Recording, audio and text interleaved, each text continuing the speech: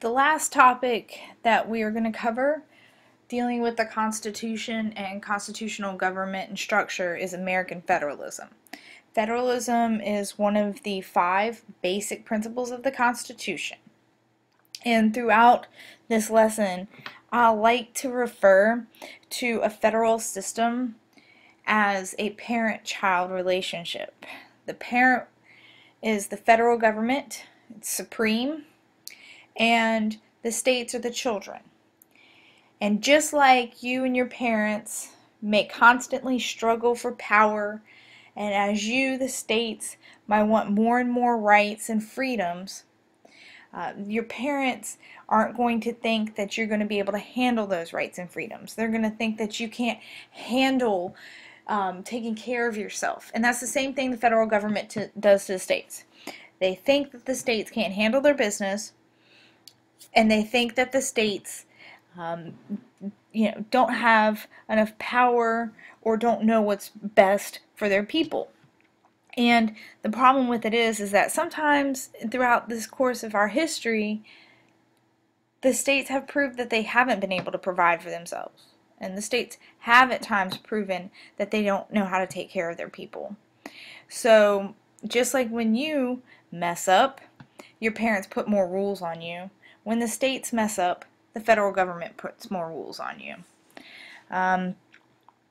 I took this federal morality forced on the states. Okay, I took this map because this kind of exemplifies a lot of the laws and rules that have been set forth by the federal government that the states must abide by, and we'll actually go over these, like Gonzalez versus Reich. That's a Supreme Court case that we'll talk about. The drinking age set to 21. That is a crossover sanction. We'll talk about that. Absenteeism in education, lower DUI rates, drug tests in schools, all of that stuff is stuff the federal government has told the states that they must follow. Okay. Now, federalism is a good thing in a couple of ways. The Founding Fathers chose federalism instead of Unitarianism, where you only have a federal government, or confederal, where the states have most of the power. But the Founding Fathers chose it because it checks tyranny. Federalism allows a greater number of interests to be represented across levels of government. This ensures that the government will be more responsive to public concerns. So if a faction takes over a local government or a state government, it would be difficult for them to be able to take over all of the federal government's law-making abilities and law enforcing abilities. Vice versa, if a faction takes over the federal government, then it would be really difficult for that faction to get amendments passed without having 3/4 of the states on board. Also, federalism allows for uniformity, but not conformity. Each state can make decisions that are in the best interest of the people within that state. For example, there's the issue of offshore drilling. Some states allow for companies, oil companies, or gas companies to drill off their coast. And the federal government, for the most part, has supported that decision for the states. If the states want to allow for drilling off of their coast, the federal government, for the most part, has allowed that.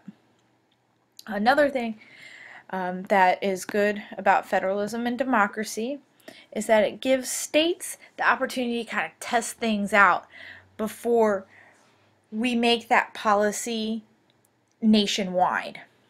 For example, 18-year-olds allowed to vote. There were a couple of states out west that allowed 18 to 20-year-olds to vote, And then once people realize that 18 to 20-year-olds aren't making groundbreaking changes to our laws, then we went ahead and amended the Constitution in the 26th Amendment to allow for 18 to 20-year-olds to vote. In California, California was the first state to test out pollution controls. When California proved that it was able to be done, it went nationwide with the Clean Air Act and the Clean Water Act. Another thing, you see the map right here. This is in 2013 in the United States of America. These are the different laws regarding the possession of 1 ounce of marijuana. And you can see that Washington and Colorado allow for the possession and consumption of marijuana. Then other states have decided that they will allow for medicinal marijuana. And of course in our state is a strict criminal act. But this allows each state to determine which law is best for their people in their state. And then what you might see in the future is if things work out in Washington and Colorado and the rest of the country realizes or doesn't realize that people can handle the consumption of marijuana, we might see a policy go nationwide. And if the state of Washington and Colorado can handle the regulation of marijuana, then it might go nationwide. But that still, federalism allows the states to test it out before we make it a policy that affects the entire country. Trains politicians. Citizens can run for numerous offices, and a lot of times in a federal system, citizens will start cutting their political teeth at local government and then state government, and they'll become maybe somebody on a town council first, then they'll move up to trying to run for the House of Representatives. So of course we can take part of campaigns at various levels, and that will get us ready for the national level. State and local government levels keep government close to the people. Citizens have representation at all levels of government, just like you have Rick Morris representing you at the Virginia level and Randy Forbes representing you in the House of Representatives at the national level. And the best part about that is that you get to influence the decisions of government at local, state, and national level. So if you were to really become involved in politics, you could influence 3 different levels of government, 3 different types of laws. So it gives you more access to government. Now there are some cons. First con is not every state is awesome.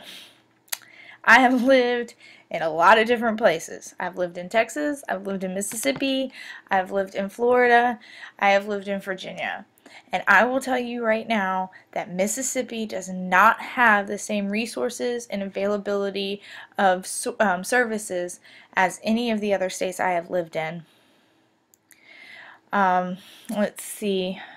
These maps are really tiny. This one over here, the multicolored map. United States ranked and tiered by the quality of high schools with locations of nations' top 10 universities. Okay, so if you can see, brown is not good. So Mississippi has not a great school system. Alaska, Hawaii, not great school systems. There's no data for Oklahoma, and I bet that has to do with Indian reservations. That's just my guess. I don't know. But that would be my most educated guess. And then you can see the highest are those in purple. Now look at Virginia. Hey, go ahead. That's because we have some really good colleges in this state. So all these states have different levels of services as far as education, transportation, health and human services, like access for poor people to medicine and free health clinics and whatnot. Do, do, do. I'm looking still. Okay, this map right here. Local and state interests can trump national policy. Basically, what I mean by that is if, and this is a big debate and we will talk about this more, your state has a responsibility of conducting elections. If your state wants to require somebody to have a photo ID or a state issued ID, that is paramount. Like, you have to have that ID in order to go vote. Now, it is a federal law that it was a federal law under the Voting Rights Act, that when a state wanted to change their voting requirements, they had to let the federal government know what their voting requirement change was. Basically, what the federal government was trying to make sure is that states in the South that had a record of not allowing black people easy access or as easy access to the voting booth as white voters, like those states would have to check in with the federal government to prove that their voting rights were still equal. So if you had a state whose voting rights may have discriminated against poor people, or voting requirements discriminate against poor people or black people or old people, the federal government would check that ability. Now, the reason why I say that doesn't exist anymore is because the Supreme Court just overturned that in a case that was decided over the summer. They said that states didn't have to check in with the federal government anymore, which makes some people scared because that will allow certain states to pass legislation that might make it difficult for certain demographics of people to vote. And then the top map just shows you, like, I think when we when we allow people to vote, and do we allow people to vote early. I can't really tell what it looks like now, but I will go over it in class. Federalism in the Constitution. National government has express powers. You need to know those. Coin money, regulate commerce, interstate commerce, international commerce, war, manage the national military, make immigration policy, and make diplomatic relations like treaties.